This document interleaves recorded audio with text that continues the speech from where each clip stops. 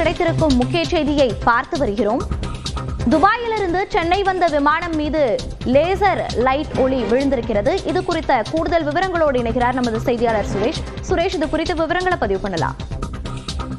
அதாவது மோனிஷா, சென்னையில் 326 பயணிகளுடன் தரையிறங்க வந்த துபாயிலிருந்து வந்த விமானம் சென்னையில் நேற்று இரவு தரையிறங்கியது. அப்பொழுது விமானம் தரையிறங்குவதற்கு முன்பாக லேசர் லைட் வந்து ப்ளீச் என்று அடித்து தரையிறங்கும் சிக்னல், விமானத்துக்கு வரக்கூடிய சிக்னல் வந்து திசை திருப்ப வகையில் அந்த சிக்னல், அந்த லைட்டானது இருந்தது. உடனே விமானத்தில் தரையிறங்குவதில் பிரச்சனை ஏற்பட்டது. அதன் பிறகு விமானத்திலிருந்து கட்டுப்பாட்டாளர்கள் தகவல் தெரிவித்த அடிப்படையில் வந்து விமானம் திடீரென அந்த கட்டுப்பாட்டாளர்களிருந்து கொடுத்த தகவல் அடிப்படையில் மெதுவாக விமானத்தளத்தில் வந்து விமானம் வந்து தரையிறது. அப்போது ஒரு கணம் வந்து விமான பயணி வந்து அதிர்ந்து போன, என்ன செய்வது என திகைத்து போன இந்த நிலையில் அதன் பிறகு இது குறித்து கட்டுப்பாடுகளிலிருந்து கொடுத்த விமான நிலைய காவல் நிலையத்துக்கு தகவல் தெரிவிக்கப்பட்டது. தகவலின் அடிப்படையில் அந்த லேசர் லைட்டை பீச் என்று அடித்தது யார் அப்படின்ற விசாரணையும் தற்போது மேற்கொண்டது. கடந்த 2 வருடங்களாகவே சென்னை மற்றும் அதன் சுற்றுவட்டார பகுதியில் லேசர் லைட் பயன்படுத்தக்கூடாது என்ற சட்டத்தையும் வந்து